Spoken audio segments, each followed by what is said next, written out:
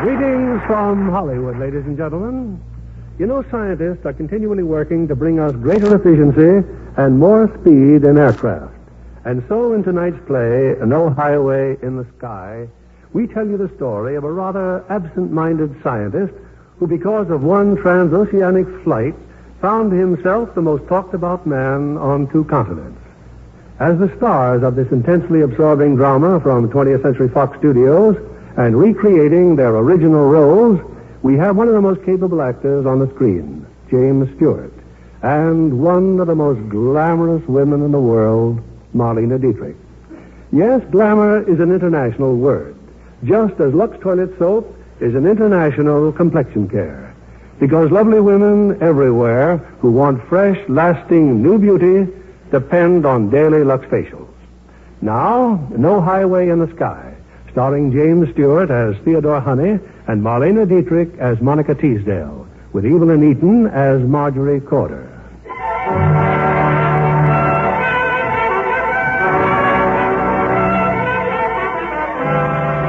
One of England's proudest possessions is the aircraft establishment at Farnborough, where some of the world's finest commercial planes have been developed.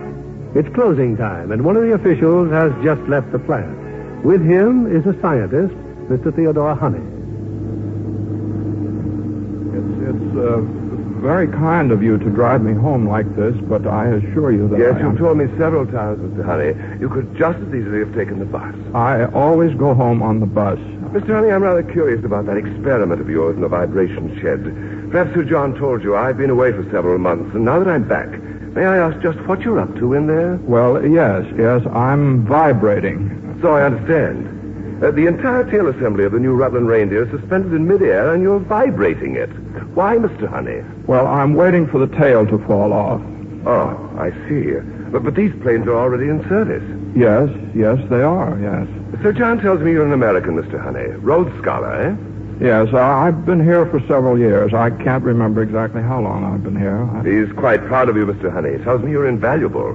But what are you trying to do to our reindeer aircraft? Well, that's rather difficult to explain in words of one syllable. Well, I have managed as many as 2 syllables on occasion, Mr. Honey. Oh? Well, very simply, the purpose of my work has been to arrive at an end result for the original theoretical hypothesis of Kerslinger of Bâle and Schildgard of Uppsala, in which they postulate vibration as a source of energy. Now, I reasoned that since this energy does not appear in any of the ordinary forms, such as heat or electrical potential, it must be absorbed by the metal itself, and that sufficient absorption would result in nuclear fission of the aluminum atom in an isotopic form with crystalline affinities. And what all that means is that the tail will fall off the airplane? Exactly, yeah. Oh, here's where I live. Oh, you wouldn't care to come in? Well, thank you, I'd like to. You would?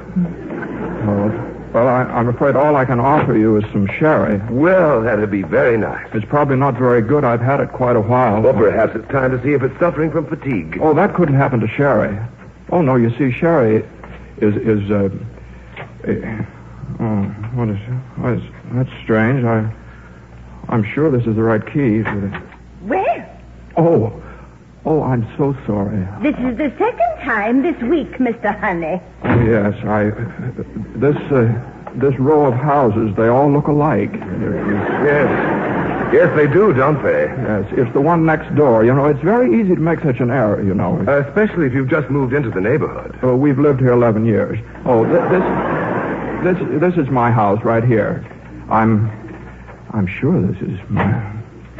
Good evening, Father. I'm glad you're not late. I have everything planned for... Oh. Hello. Hello. You don't recall where we put the sherry, do you, dear? The top cupboard, behind the dishes. You said it would be out of Mrs. Higgins' way. Oh, the top cupboard. Oh, yes, of course. Yeah, I remember perfectly. I put it up here behind the... Oh. Yes, Father? It appears to be empty. I guess Mrs. Higgins found it after all. Well, I'll get some more. Please, I wish you wouldn't. Oh, no, it's no trouble at all. The shop's just around the corner. Elspeth, will you entertain Mr... I don't believe you told me your name.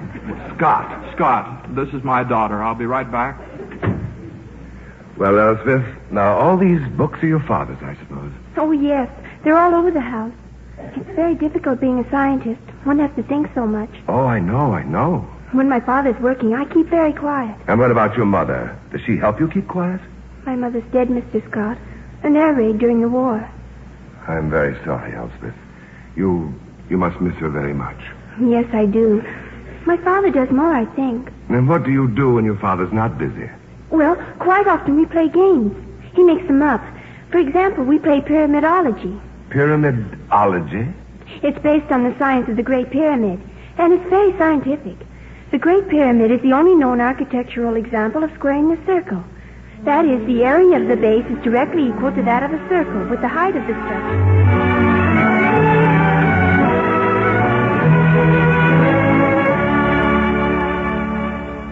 While you were gone, Mr. Honey, Elspeth was telling me about the games you two play. Very interesting. Of course, I don't have much time to spend with Elspeth, but she's quite good at being by herself. Her mind is really developing quite remarkably. Mr. Honey, I'd like to hear more about that tail falling off.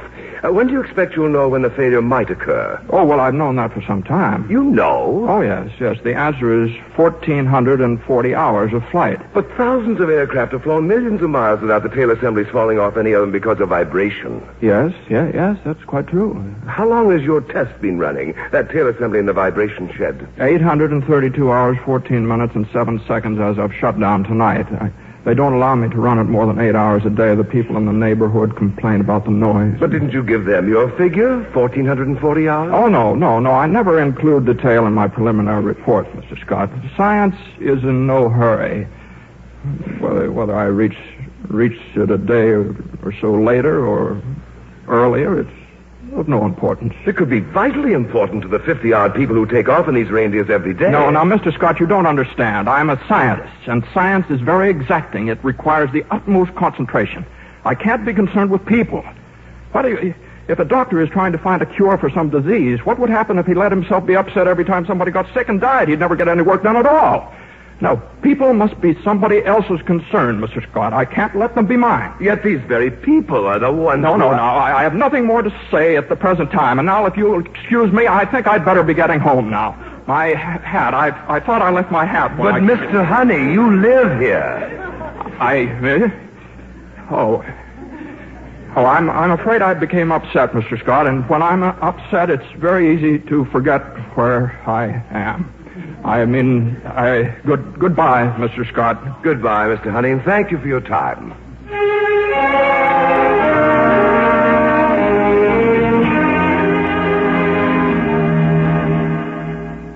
And after I left Honey's home last night, Sir John, I came back here to the plant. I read the report on that reindeer that crashed in Labrador 2 months ago. Oh, yes. Pilot error, I believe. Went straight into a hill, didn't he? I looked up how many hours of flight that particular reindeer had prior to the crash. The estimate given is 1,407. You trying to prove Honey's theory for him? No, not quite. We seem to have several photographs of the wreckage, but oddly enough, there's no photograph of the tail assembly. They never found the tail assembly. Nothing unusual in that, I assure you. I still think another inquiry should be made. Very well, Mr. Scott. We'll take the taxpayers' money and send someone to Labrador to comb through that godforsaken country for a section of the tail spar. Is that what you want? Yes, sir. You don't know much about boffins, do you, Scott? Boffins, sir? Yes, scientists, researchers, the lab men. In the first place, a boffin has to be a bit balmy to be a boffin. Yes, sir. Well, now, Mr. Honey is typical. He tells us that reindeers will fall apart after 1,400 hours. If I made statements like that, they'd lock me up. Well, how long before that infernal vibration of his is due to prove something? Well, it'll be weeks yet, sir. And get it on a 24-hour basis today. And assign someone to handle the complaints when they start coming in. Very good, sir. How many hours have been flown by the other reindeers we've delivered? Oh, I doubt if any of the others has done more than 500, sir. Well, praise heaven for that. I shouldn't want the job of asking the airlines to ground their nice new ships with no more to go on than what Mr. Honey says. About the man who will go to Labrador. Mr. Honey, of course. He started all this. Maybe a stiff climb up a hill will do him good. Still, he knows best what to look for, I suppose. Yes, sir. That's all, Mr. Scott. Tell Mr. Honey he's flying to Labrador immediately.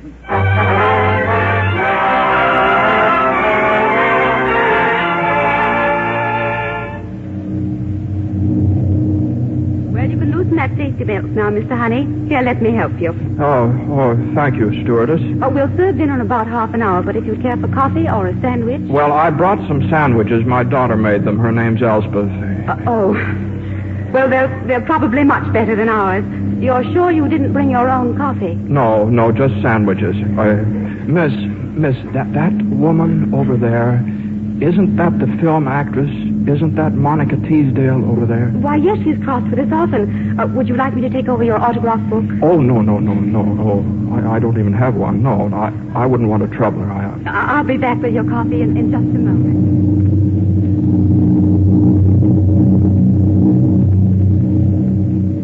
The coffee was very good, miss.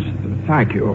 I've just been talking with the pilot, Captain Samuelson. I want to apologize, Mr. Honey. Apologize? I had no idea you were an expert on aviation, and here I've been talking to you as if you'd never flown before. Oh, well, I haven't. What I know about airplanes is more when they're in pieces. Well, Captain Samuelson said he'd like to show you the plane. They don't do that for everyone. These new reindeers are beautifully equipped. Reindeer? Is this a reindeer we're in? That's right. A nice new shiny one. Yes, I think I'd like to see it very much.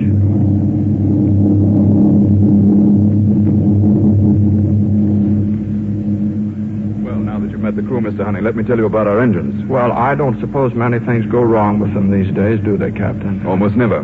We don't even use reconditions anymore. We get brand new ones every 600 hours. These happen to be our third set. Now, about the Did you say the third set of engines? Yes, that's right, sir. I thought the reindeers were new on this Canadian run. Oh, they are, but this particular aircraft was one of the first off the line. We were loaned out for a while on the South American run. Well, for how long? Oh, Dobson, how many hours has this plane flown? According to the logs, 1,422 up to takeoff today. 1,422? Yes, sir.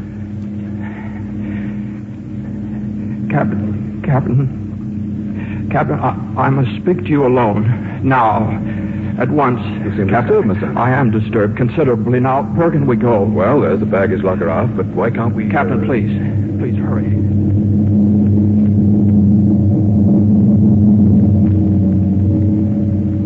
I don't understand this at all, Mr. Honey. It's not that I doubt your calculations, but... I tell you that if this airplane has flown more than 1,400 hours, the tail assembly may fail at any moment. That's the reason I was on my way to Labrador right now to investigate. Investigate? That crash 2 months ago. That reindeer crashed at 1,407 hours within a few hours of my calculations. Less time than this plane has flown. And you know for certain that the tail assembly failed? The tail assembly wasn't found with the wreckage. Oh, I see. Every minute we spend talking about it, The matter is that all of this is just your opinion. Well, if you have any suggestions, Yes. You can cut the inboard engines to break up the vibration frequency and then turn back. Turn back. And if you don't turn back, this airplane's going to crash into the sea. And we're all going to be killed. I see. Well, I'll radio a full report of all you've told me. If London tells me to turn back, I will. Meanwhile, I'll cut the inboard motors as you suggest. It'll make us late at Gander, but I'll take that responsibility. Gander, that's in Newfoundland. Yes, sir, I'm quite aware of that. But you told me you would radio London. I will. But there won't be anyone at the airport at this time of night to make a decision like that. My instructions will be to maintain the course. Very well, Captain. Let's wish ourselves luck.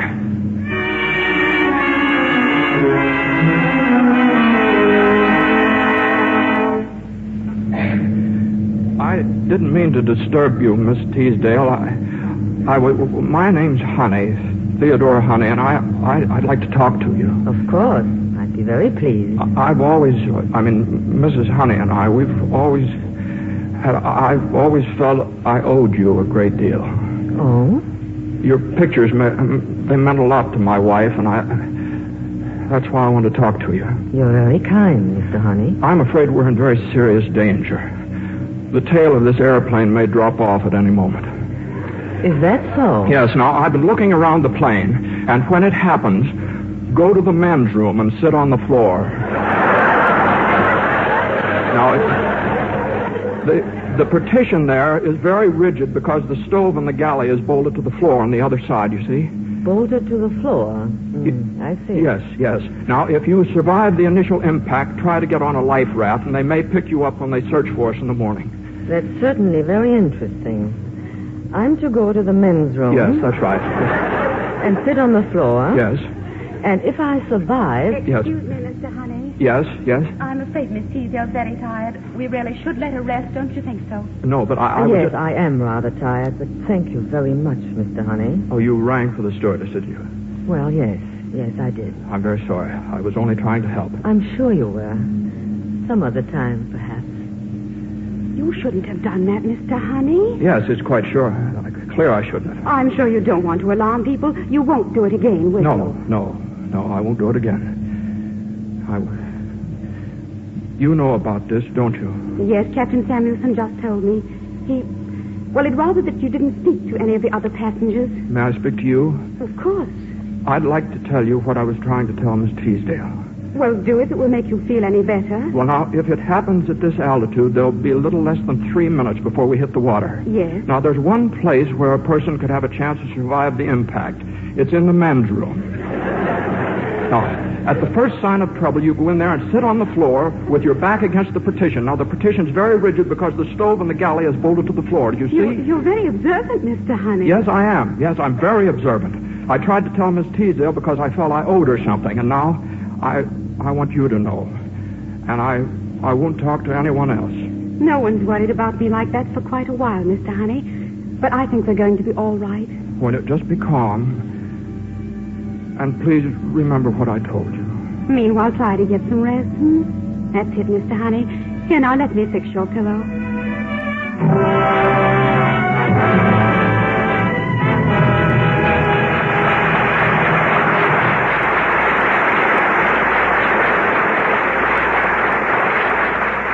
Before we return with Act Two of No Highway in the Sky, here's our Lux Hollywood reporter, Libby Cullen. Reporting on Metro-Goldwyn-Mayer's glorious new Technicolor production, Singin' in the Rain, starring Gene Kelly, Donald O'Connor, and Debbie Reynolds. The dance numbers are superb, particularly the Singin' in the Rain number, where Gene Kelly dances and splashes his way along a rainy street. Because he's fallen in love with adorable Debbie Reynolds, an irrepressible flapper who becomes one of the first talking picture stars. As a rhythm team, Gene Kelly and Donald O'Connor are tremendous. They hoof through 2 comedy routines. And in contrast, the ballet episode is a vision of loveliness. Producer Arthur Freed has chosen 10 songs, including Broadway Melody, You Are My Lucky Star, and Would You. They're all in Singin' in the Rain. John, didn't Debbie Reynolds look exquisite in her close-up? Yes. Her breathtaking complexion certainly shows the new beauty that results from skin tonic action in Lux Soap Care. Girls, skin tonic action will work for you, too. You see, skin tonic action means Lux Care actually stimulates vital moisture within your skin. Vital moisture that makes your complexion smoother, fresher, with a dewier look, a younger look. Skin tonic action works real magic on dry skin. Yes, dry, flaky skin especially needs moisture from within. And that's just what skin tonic action of Lux Soap Care gives you. It works from within to make your complexion definitely smoother, definitely fresher. That's not just a promise. It's a scientific fact. Right, Libby. New tests prove dramatically that skin tonic action gives softer, younger beauty to any normal skin. So be guided by scientific evidence. Be guided by the Lux Lovely complexions of glamorous screen stars. Try Lux Care now. Just 1 cake of Lux can make a thrilling improvement in your skin. Lux Toilet Soap and the beautifying benefits of skin tonic action are guaranteed by Lever Brothers Company. Now our producer, Mr. William Keeley. Act 2 of No Highway in the Sky, starring James Stewart as Theodore Honey and Marlena Dietrich as Monica Teasdale, with Evelyn Eaton as Marjorie.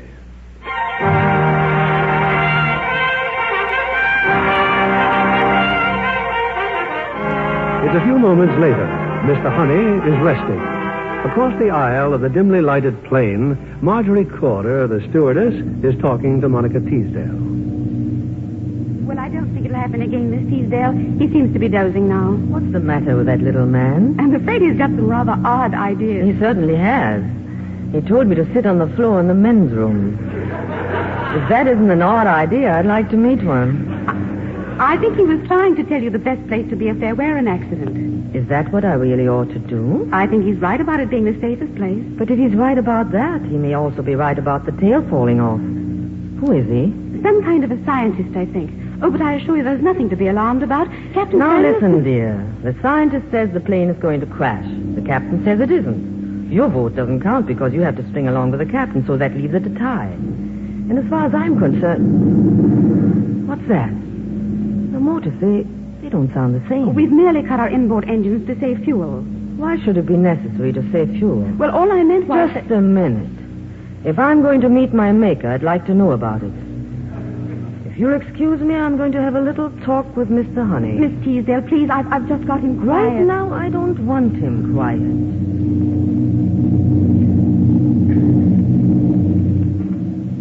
May I sit down, Mr. Honey? Oh, yes, of course, Miss Teasdale. When you came over before, I was only half awake and I only half heard. Would you like a cigarette? No, thank you. Now, about our crashing into the sea... Well, it's hard to say for sure, but I don't believe we've turned back. They must have told the pilot to maintain a course to Newfoundland. Then we are going to crash? I would say there's an excellent chance. I see. I don't see at all, of course. But the pilot should understand you. Why doesn't he turn back? Would it help if I talked to him? No, I don't think so. Besides, I think we're quite near the point of no return anyway. Point of no return? Yes, that's whereas it's as short to go on as it is to turn back. Oh.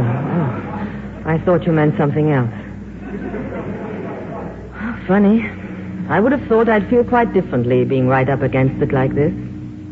All these other passengers. Well, fortunately, I believe most of them are asleep, so... Makes you wonder which one you'd pick out to save if you were God, and which one wouldn't matter much, doesn't it? Oh, I don't know. I never thought much about things like that. No, you never had time, did you? You were so busy with your multiplication table. But you had a chance to play God for a little while. Why did you pick me out when you decided to save someone? But you ought to live. I mean, the work you do, you ought to keep on doing. Oh, the work. No, I don't think I buy that. Few cans of celluloid and a junk heap someday. But you're a scientist. You are worth something to the world. I think I've picked you to be saved. Well, that's very nice of you, Miss Teasdale. But I think it'll be all right about me. Haven't you any family? Oh, my little girl, she's staying with neighbors until I get back. The little girl is worth a lot to come back to. Oh, yes. We're really very fond of one another. She's 12 now. She's much more soundly developed than most children her age. She really has a remarkable grasp of crystallography. Oh, that's very good, of course. Yes. What is it? Oh, it's quite fundamental. You see, crystallography... Has she got a compact? What? One of these things, a compact. Oh, I don't know. Why? Never mind. That isn't it? No, that's not it. Some more minutes and each one is kind of like a present, isn't it? You know what I was thinking about just then? All the people who will come to my funeral. That'll be quite an occasion. Do you have a family, Miss Teasdale? No, not even a husband at the moment. But there's my agent. Oh, my agent, he'll be very sad. He had 5 more years to go at 10%. And then there's Lauren Colvin. She'll cry the most. She'll give a beautiful performance, and then she'll try to get the part in the picture I was going to make. I suppose that's why I don't feel the way I should. I would have stopped working quite a while ago if I could have figured out what to do with myself. I was married 3 times, but it never came to anything. I wouldn't be a bit surprised if it was all my fault. Maybe Providence is trying to tell me something. Maybe it took a first-class high dive into the middle of the Atlantic to make me quit. And maybe I'd rather it ended with a big splash. Oh, no. Miss Teasdale, you've made people happy you don't even know about. Why, like my wife, Mary. Do you know that she took me to see one of your pictures that last night before the bomb came? She talked a lot about it after we got home. Oh? You made that last night very happy for her. Now, that's worth doing, Miss Teasdale. You know, when we used to go to pictures, we used to walk right out of them whenever Mary didn't like them, but we never walked out on one of your pictures. Mr. Honey, this is not exactly the best compliment I've ever had, but maybe it's the nicest. Well, that's why I had to tell you what I did. I have to do everything I can for you, don't you see? You mean it, too, don't you? Scientists are always so busy figuring out new things. Why don't you figure out a mascara that won't run? Oh, well, I'm afraid that's a little out of my field. It's all right. I'll be as good as new in a minute. Thank you for holding my hand.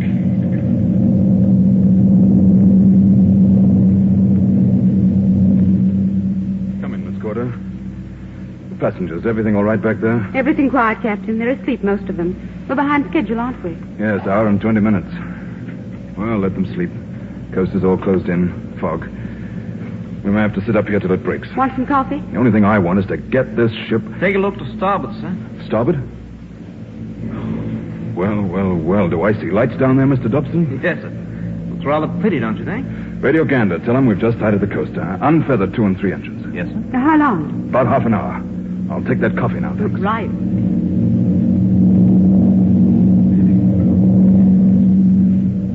Miss Teasdale. Oh, yes? Sorry to awaken you. We're landing in about 20 minutes. We're that close? We're still in one piece? Yes, it's a lovely clear night. So it is. The stars out. Oh, I must have fallen asleep on your shoulder, Mr. Honey. Oh, well, that's all right. That's quite all right. I'm sorry you had to be so worried, Mr. Honey. How long will we be in Gander? About an hour, I imagine. Excuse me, please. Quite a night, Mr. Honey. I guess you must have multiplied somewhere where you should have divided.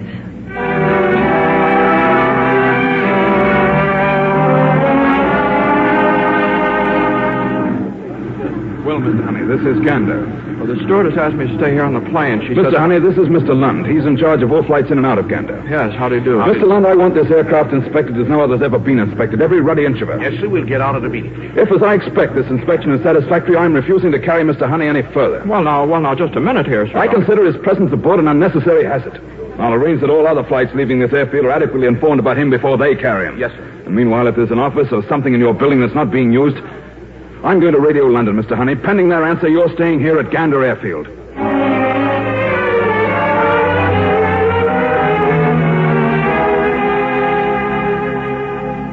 Well, you all right, Mr. Honey? It's a nice warm office, isn't it? Here, I hope you like bacon and eggs. Well, thank you. It's very nice of you, Miss Corder. What about the plane? They've just about finished the inspection. They won't find anything wrong. I told him that. I wish people didn't think they knew everything. You mean you still believe it's going to crash? Yes, I believe that. I suppose if they take off, Miss Teasdale will go too. I expect she will.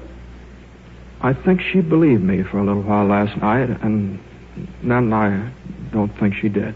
Your eggs are getting cold, Mr. Honey. That plane in Labrador, I suppose there was a stewardess on that one, too. Yes, I knew her very well.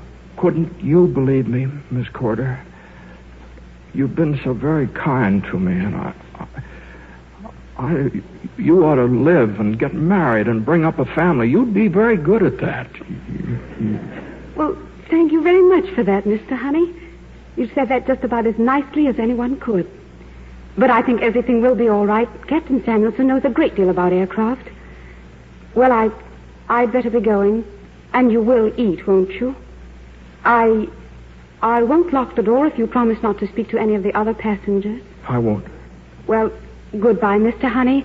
And please stop worrying.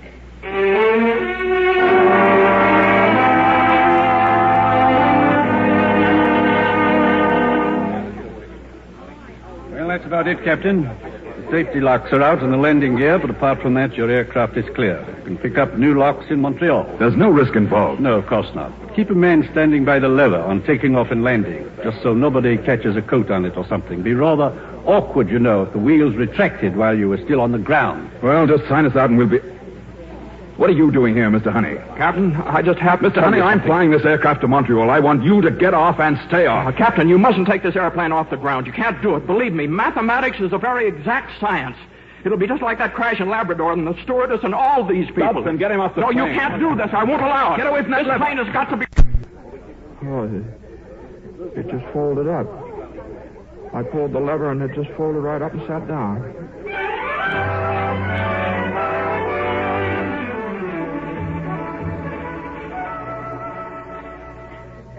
Well, Mr. Honey, back in the office, I see. Only now there's an armed guard outside, isn't there? Mr. Honey, why did you do it? I just had to do it, that's all. I had to do it. They wouldn't listen to me. Well, there'll be quite a delay for everybody now, won't there? Yes, Mr. Honey, quite a delay. Mr. Honey, if you believe in something, you believe in doing something about it. Oh, don't you? yes. Hello, Miss Teasdale. Don't these things cost an awful lot of money? Oh, a tremendous amount of money. I don't know what they're going to do about it. I've never had any experience with anything like this before. I should think nobody has. I think this is a kind of a world's record. You didn't do it for yourself either, did you? No. We were leaving you behind, weren't we? Look, you better stay here, Mr. Honey. Some of the passengers are a little annoyed with you. Oh, yes. Well, I'll stay here. I'm under some sort of an arrest, I think. Well, I'll try to find out what happens next. Well, it's very nice of you not to be angry about the delay. Oh, it's worth it. You don't meet a world record every day. You know there'll be quite a lot in the newspapers about this. Oh, dear, yes. Oh, that means my little girl will find out about it, too. Won't you? I can't imagine what she'll think about me. Look, I'll probably be sent back to London now for reassignment. Would it help if I went to see your daughter? Oh, would you do that for me? Well, there's no telling what she'll hear, is there? Well, whatever she hears, I imagine she'll understand. Oh, she will? Well, frankly, Miss Corder, I wish I did.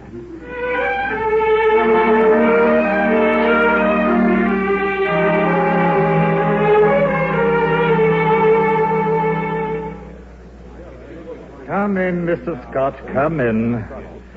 Well, I understand you finally got through to Gander. Yes, Sir John, and it's true, right down to the last blasted detail. Mr. Honey wrecked the plane. Mr. Honey dropped that reindeer right on its belly. It should interest all you gentlemen that in addition to frantic calls from the press, the ARB, the Treasury, and the Home Office, I also heard from Sir David. Oh, dear. It is Sir David's belief that there isn't enough money in the Bank of England to pay for the damage done to British aviation by the implication of the safety of their aircraft. Furthermore, he refuses to fly Mr. Honey back to England. But Honey must be returned here at once, Sir John, for the inquiry. Sir David has contacted the RAF. He said they, at least, are equipped to take risks. Excuse me, sir. There's a Miss Monica Teasdale to see you, Sir John. Teasdale? Yes, the film star. First of all, Miss Teasdale, we're curious as to how you got back here so quickly. I came back with a crew, gentlemen. Something about having to return for reassignment, so I decided to come along. Now, about Mr. Honey. Ah, yes. Mr. Honey is expected here tomorrow night. The Army has consented to bring him over in a bomber. Miss Teasdale, if you can give us any idea of what really happened. They were going to take off from Montreal, although he told them they shouldn't. And the lever was right there, so he pulled it. You've never seen such a commotion in your life. I guess a thing like that hasn't happened before in the history of the world. No, fortunately, no. Have you known Mr. Honey long? No. I met him on the plane. He came to tell me that he thought we were in trouble. And what did he do? Explain his theory? He did, and I believed him. Did you understand it? Not a word. Well, then how could you? I mean, after all... I don't know a thing about mathematics, Sir John. But I know when a man knows what he's talking about. That funny little man is brave and kind and on the level. But they'll throw him to the wolves now, won't they? The wolves? They'll say he's a lunatic and let it go at that. Well, that's why I wanted to meet the people he worked for. I want to find out if you're going to stand by him. Somebody's got to, you know. We don't know whether Mr. Honey is right or wrong, but I assure you nothing will be spared to get at the truth. We sincerely hope to find it on the side of Mr. Honey. Well, I don't think there was much need in my coming here, but I'm glad I did. We're indebted to you, Miss Teasdale. Isn't there anything I can do for him? His little girl. I thought that if I went to see her, maybe I could stop by just to see if she's all right. Oh, I think that would be very nice. She's staying with neighbors, I believe. If you don't mind coming with me, I'll look up the address. Thank you. Sir John, there's going to be trouble for Mr. Honey, isn't there? Yes, I'm afraid so. Thank you again, and goodbye.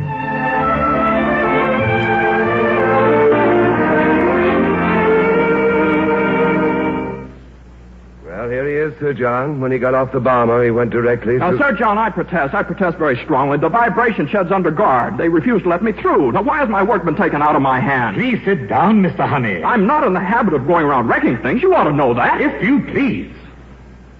The Board of Inquiry has agreed to defer the hearing concerning your conduct in Gander until your test in the shed has reached the 1440-hour mark. The figure you yourself suggested. That figure was suggested and arrived at by the science of mathematics. Fact remains that if your test proves your contention, the airline and everyone else will be extremely grateful to you. If it does not, or if we fail to get supporting evidence from Labrador... Well, how can I look for evidence in Labrador when I'm ordered back here? We sent someone else, Mr. Honey. Penworthy left yesterday. Penworthy? Oh, very capable man. I approve. Thank you. Meanwhile, the Board of Inquiry plans to issue a statement. Something to offset all this ruinous publicity. That yours was the act of an irresponsible and unbalanced mind. They want the supporting opinion of qualified psychologists. In other words, they wish to test you as well as that tail assembly. To see if I'm insane? Yes, that's right. Do you think I'm insane?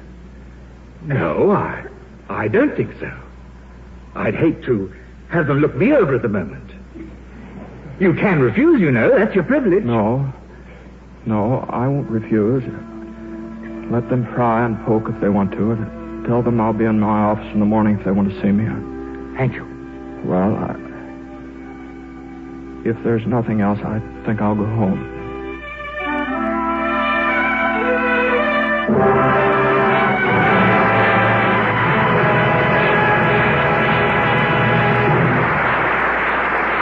We'll return shortly with Act 3 of No Highway in the Sky. Have you ever wondered how a star is born? Well, my guest tonight is just the girl to tell you. She's the 20th Century Fox starlet, Lux Lovely Virginia McGuire. Being groomed for stardom is work, Mr. Keeley. After winning a photoplay scholarship, I studied at Pasadena Playhouse. Now I'm learning from the stars out at Fox, like Susan Hayward.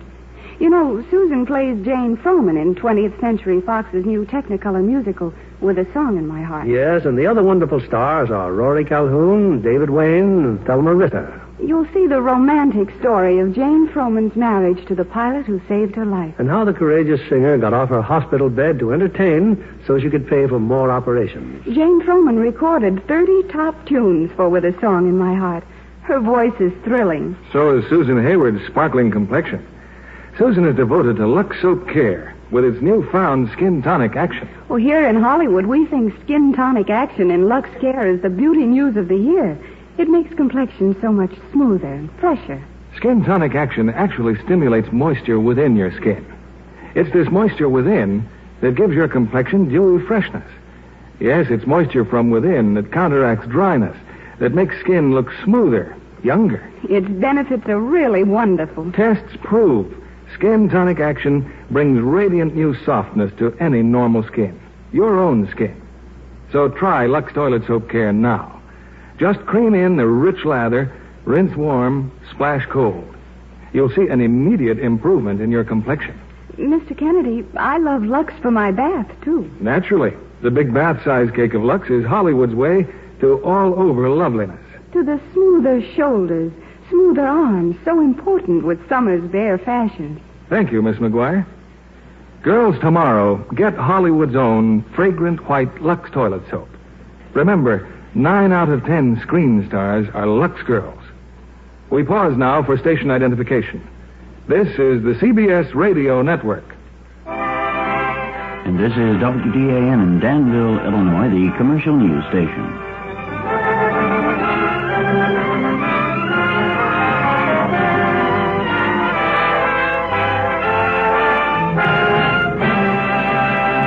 The curtain rises on Act 3 of No Highway in the Sky, starring James Stewart as Theodore Honey and Marlene Dietrich as Monica Teasdale, with Evelyn Eaton as Marjorie.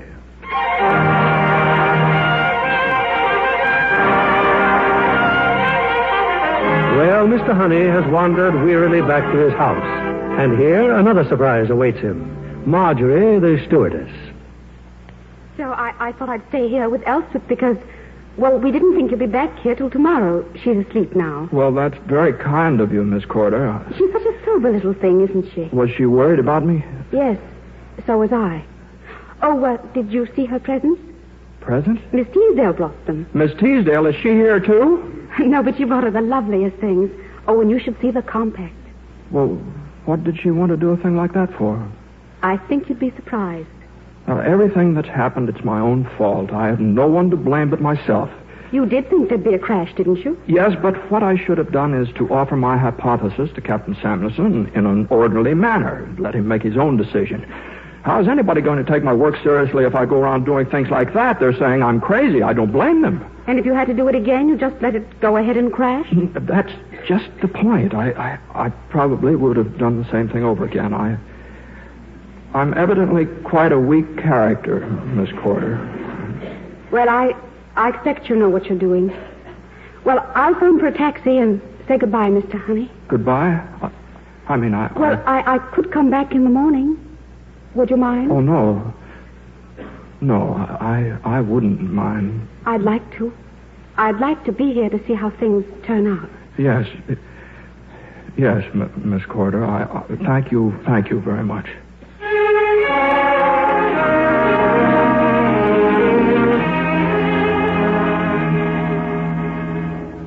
Miss Teasdale. Oh, come in, won't you? Oh, Mr. Honey's going to be so disappointed. Gone?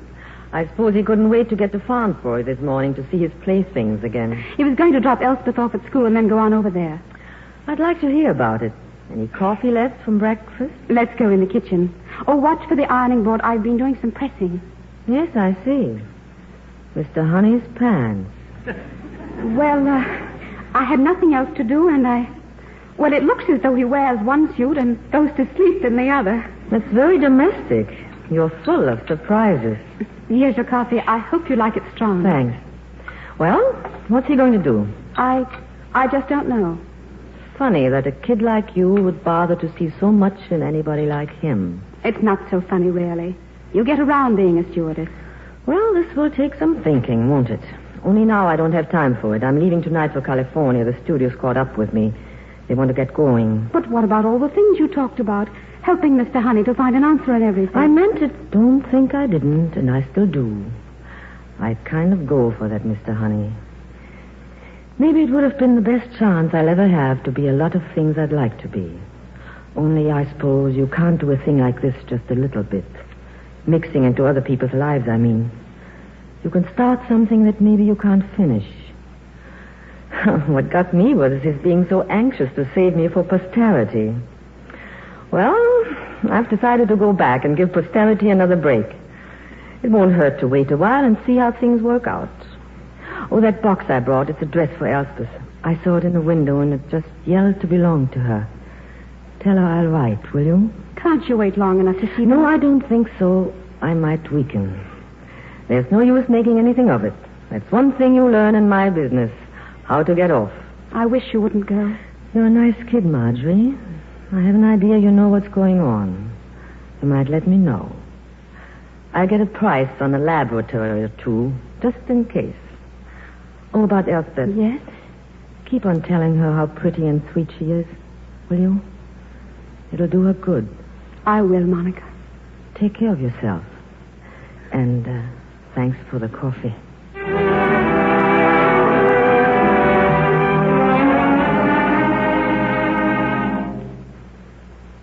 Good evening. I'm late, I know. I should have let you know. It's all right, Mr. Honey, except I'm afraid that Elspeth's fallen asleep. What happened? Oh, several things. I saw the psychiatrist this morning. They showed me a lot of ink blots. And these ink blots were supposed to make me think of tigers and elephants. All they made me think of was ink blots. We discussed that for quite some time. And then? And then 2 o'clock came. 2 o'clock? My vibration tests. The 1,440 hours were up at 2 o'clock. Nothing happened. Nothing at all. My figures clearly indicated that the tail assembly should fail at 2 o'clock, and it didn't. And now what?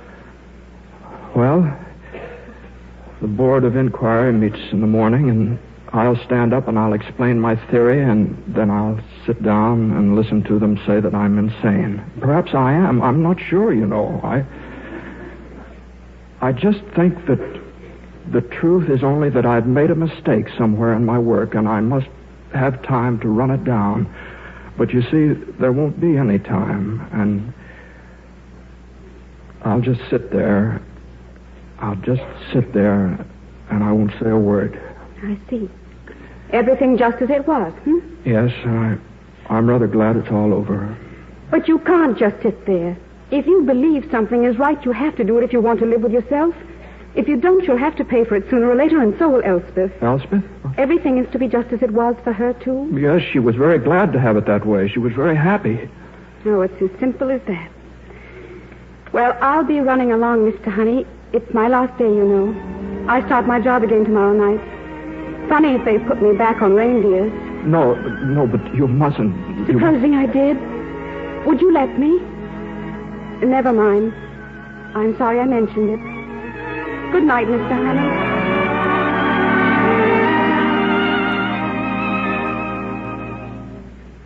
Elspeth, it's 7 o'clock, dear. Good morning, Father. Yes, I've been awake for some time. Did the tail fall off? No, dear, it didn't. You mustn't worry about it. It will someday. Elspeth, is something the matter? No. I was just thinking about it's all being over. Teasdale's gone, and Miss Corder goes tonight, and the newspaper people, and everybody wanting to talk to me at school. That sort of thing isn't very permanent, is it? It's like Christmas. Everybody very nice to everybody for a little while, but then it doesn't last, does it? Oh, I don't know, dear. Aren't they always nice to you at school? It's just that they don't talk to me very much as a rule because I'm different. Like my intelligence quotient being too high. Father, I was thinking that maybe if I didn't go to school anymore, I'm sure to learn much more with you because there wouldn't be the other things to think about. Things being impermanent. Oh, Elspeth, dear, now, please, dear, don't cry. What's the matter, dear? What's the matter?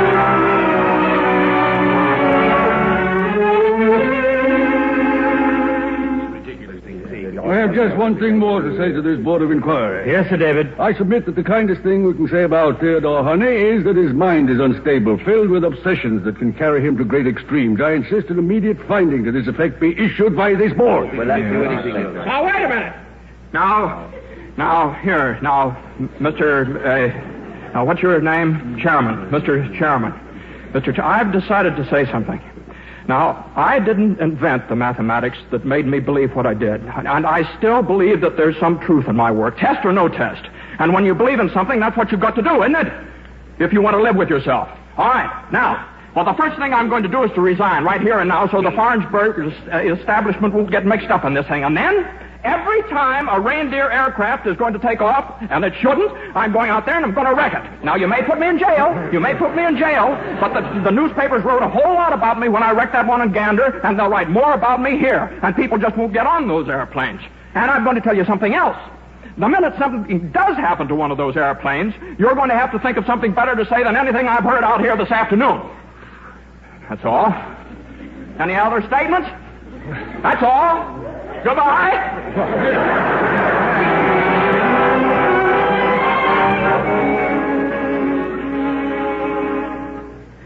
And then Sir David, he said I was crazy, and I got up and I made a few remarks, and then I just walked out and I came home. Then it's all over? It's all over. That's all. Thank you for stopping by, Miss Carter. It's very nice of you. There's few more remarks. What did you tell them, Mr. Honey? Oh, several things. I told them plenty. I resigned, too. You didn't? Resigned. Well, I couldn't just sit there, could I? But what are you and Elspeth going to live on? Have you any money at all? Money? Why, I don't know exactly how much. There's a bank book in the drawer there, I think. You don't know how much money you have? No, I suppose I should, shouldn't I? But Less than £4. Just look at this bank book. You haven't made a deposit for months. Well, just what do you do with your money? Well, I think there's some on the back shelf there. Here, yes, here, you see? Now, here, there's a box on the desk here. Sometimes I put the checks in that box. You see there? Oh, no. What's wrong? Your salary checks, we'll just look at them. January, March, and this one from last November. Well, you have lots of money, Mr. Honey. I shouldn't have worried, should I? You don't need anyone. Oh. Well, one of these days I'm going to take time out and go down to that bank. Oh, but you do need someone. Miss Corder, what seems to be... Now, you're not going to start to cry here now, are you? I can't go away and leave you. It isn't safe. You've got to have somebody looking after you. I'm going to marry you and live here, whether you have a job or not. You mean you're going to... Miss Corder, would you care to join me in a glass of sherry? Thank you. Thank you very much.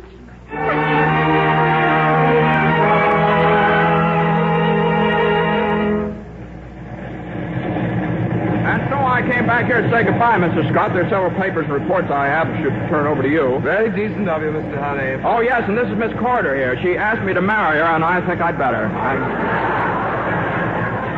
He really should, you know. Well, how do you do? I mean, congratulations. Now, we can't stay long here. We're picking up my little girl at school, and we're going... What? My test. You're continuing the vibration test. Why? I don't really know, Mr. Honey. There's been no order. Mr. Honey! Oh, that's all right, Sir John, now. It's all right. I haven't wrecked a thing. All right. We've just heard from Penworthy in Labrador. He found the wreckage of that tail assembly. Oh, well, good for him. He said it broke off the plane, no question about it. Exactly as you claim, Mr. Honey. Is that so? Well, that's very interesting. Isn't that only half the news? That plane you wrecked in Gander was repaired. They made the flight to Montreal. Oh, yes, but I still maintain a few minutes later, while the plane was being taxed to the hangar, well, I could hardly believe it. The tail assembly broke in two. Why, yes. But how did you ever know? Mr. Honey, you have been completely vindicated. No, I haven't. Not at all. At the end of this shed is a tail assembly that should have collapsed yesterday. I said it would, and I was wrong. As long as that tail assembly remains intact, there's still no positive proof that Mr. Honey, it's happened! There's your positive proof now! It should have happened yesterday. I've been deplorably inaccurate. Somehow, somewhere, I've made a mistake.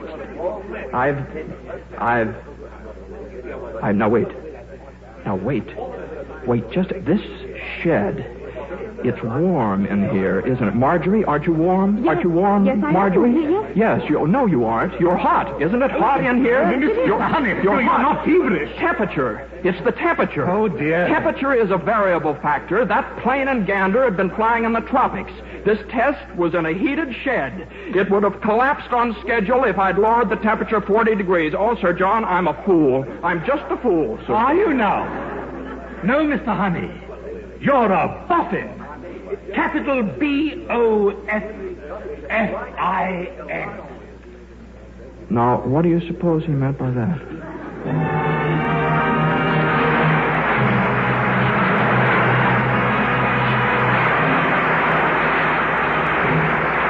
Mr. Keeley will return with our stars for a curtain call in just a moment. But first, an exciting announcement from the makers of Lux Flakes. Would you like to know the Hollywood way to beauty and charm? Now you can have the beauty secrets that are used by the stars on and off screen. Beauty secrets that will show you how to make your eyes look larger, brighter, how to make your lips luscious, inviting.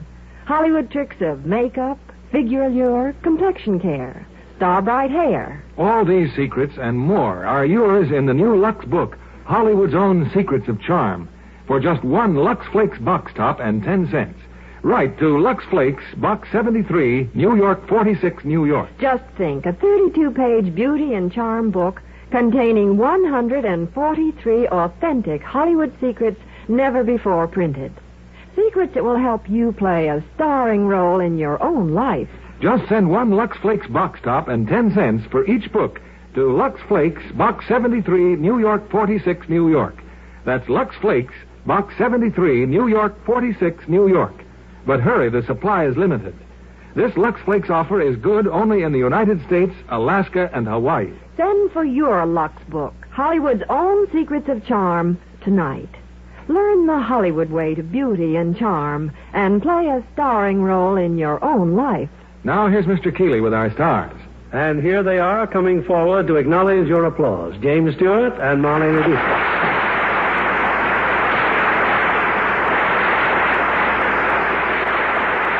Well, Marlena, what are you doing these days? Right now, I'm looking for a baseball game. Any particular one? Yes.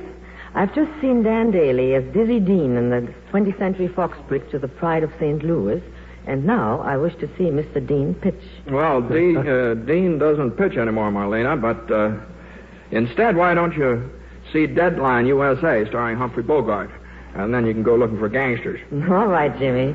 I shall look for the pictures as soon as I return to New York. And by the way, don't miss the magnificent new Lever House, which has its formal opening this week. Oh, isn't that the building I recently saw in a magazine, almost entirely made of glass? Yes, Jimmy, that's because it has 1,404 windows, but no windowsill. So it looks just a shining block of glass 21 stories high. I have a wonderful view of my New York apartment.